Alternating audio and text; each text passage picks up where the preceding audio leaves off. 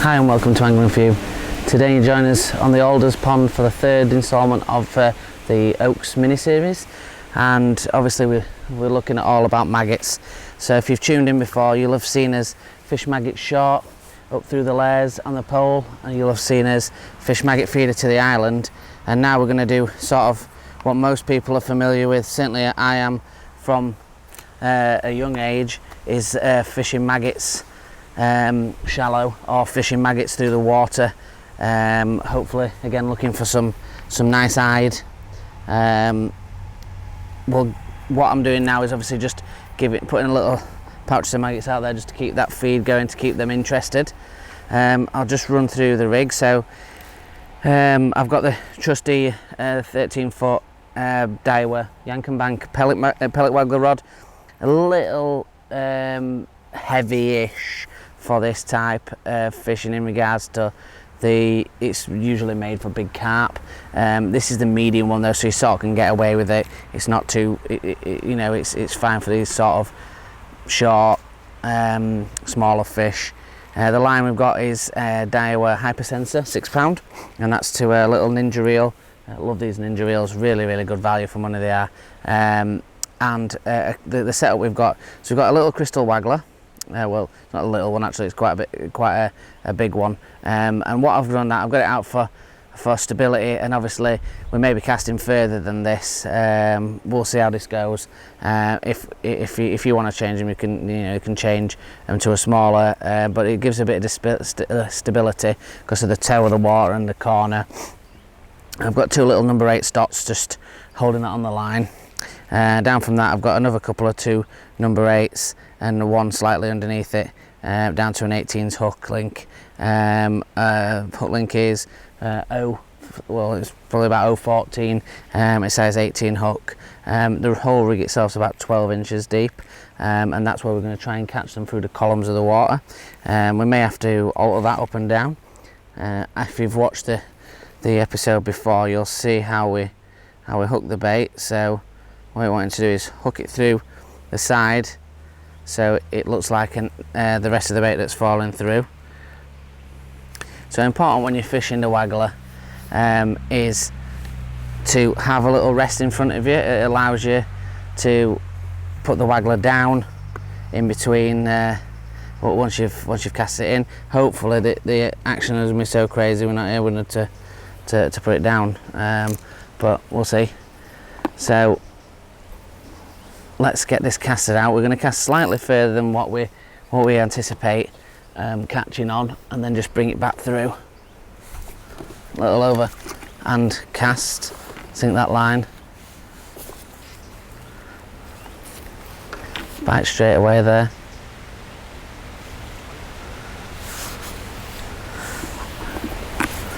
That's sort of in the zone where I'd anticipate catching. A lot of the fish you'll catch pretty much straight away.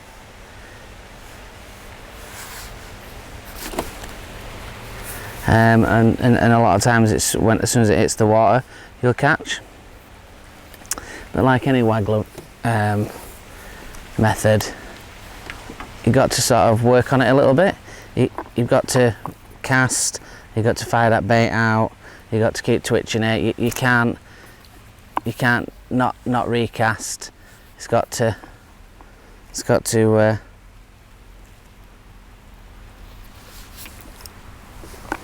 into a small fish.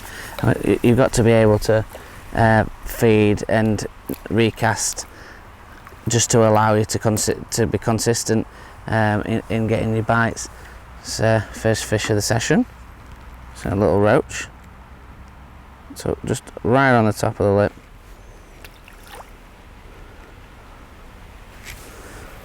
Bait's okay, it's just took the hook without it.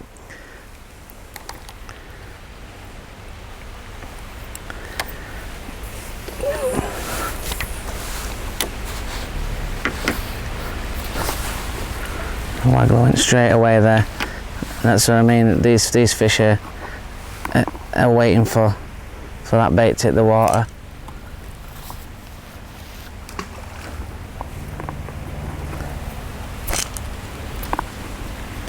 It's important that you just keep feeding feed that in, and then give it a little bit of a reel back in, check the bait, see the bait got attacked then as soon as it hit the water. So these kind of things, obviously, if you leave it for too long amount of time, you can end up not having any bait on, and then that's what happens if you leave it for too long.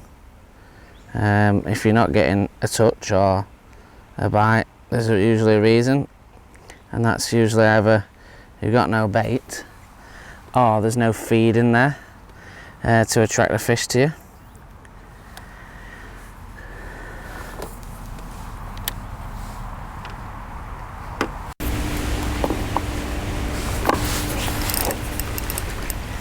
Into another fish. This one feels like an hide, but again, shallow, and into that feed.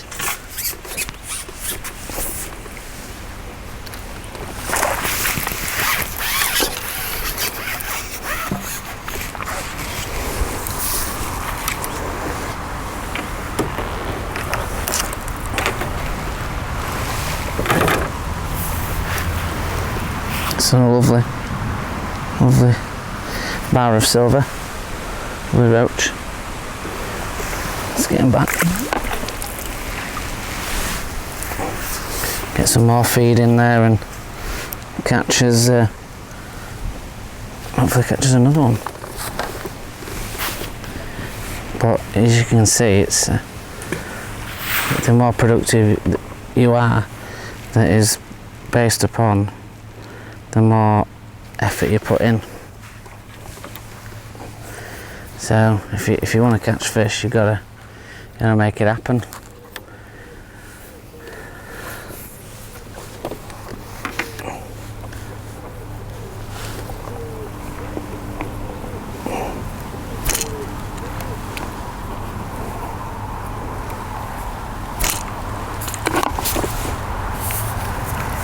It's another small fish. To me, this is what fishing's about. It's not always about catching these, 5, 6, 7 pound plus carp. It's about going back to your roots. It's about fishing how you used to fish when you were kids.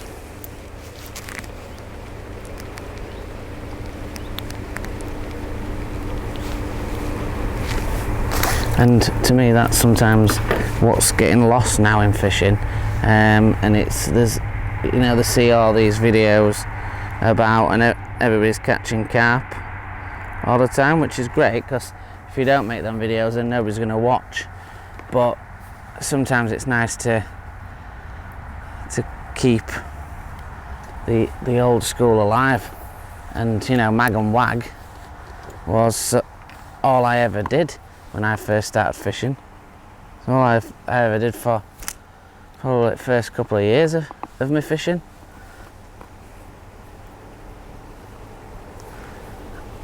And you just don't see it enough nowadays. And there's a lot of people watching that's going to be sort of saying, oh my god, you're catching 1 ounce, 2 ounce roach, but it's easy to catch nowadays a 5, 6 pound carp. Whereas when I was fishing, you caught a 5, 6 pound carp, you'd jump in.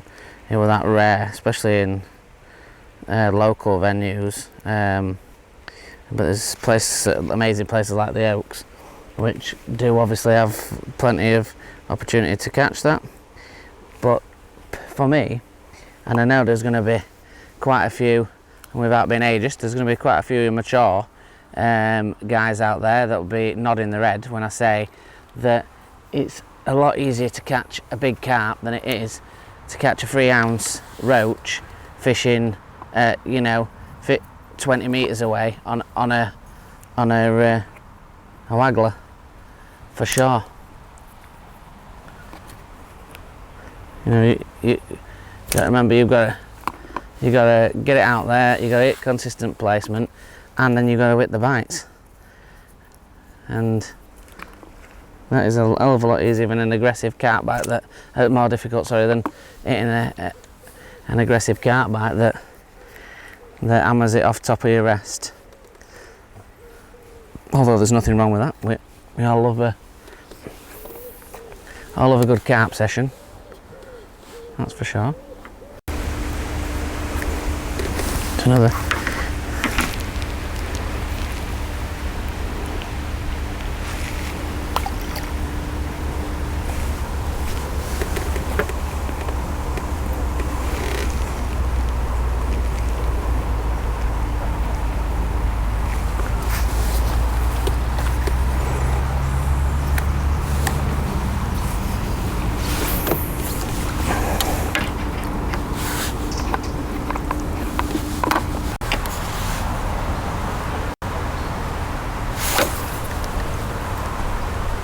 Into a better fish now. This is either an eyed, yep, or something sizable. It's a reverse up tide. That's what it is.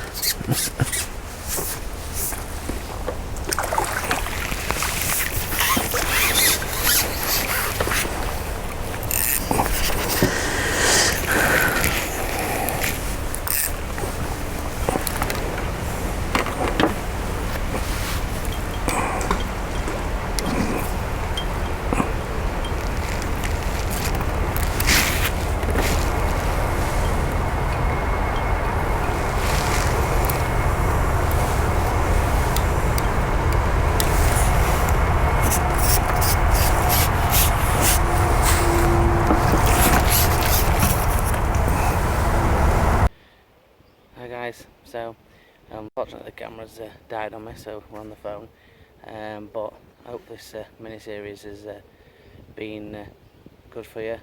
Obviously Waggler really dominating in all types of venues. It's something underused. Just really enjoyed catching those small fish up in the water, and it's just an enjoyable way of fishing maggots. I hope this sort of puts you in the thought of using maggots more than what you'd used it before, and different methods that you'd maybe not used before. So if you like these, just let me know, and I'll keep trying to do these series as we'll go to different venues and try them as well. So yeah, thanks for watching as always. Join us on the Facebook group, Angling for You. Join us on the Instagram, Angling_for You. Like and subscribe, share with those friends and family, and thanks a lot, guys. So,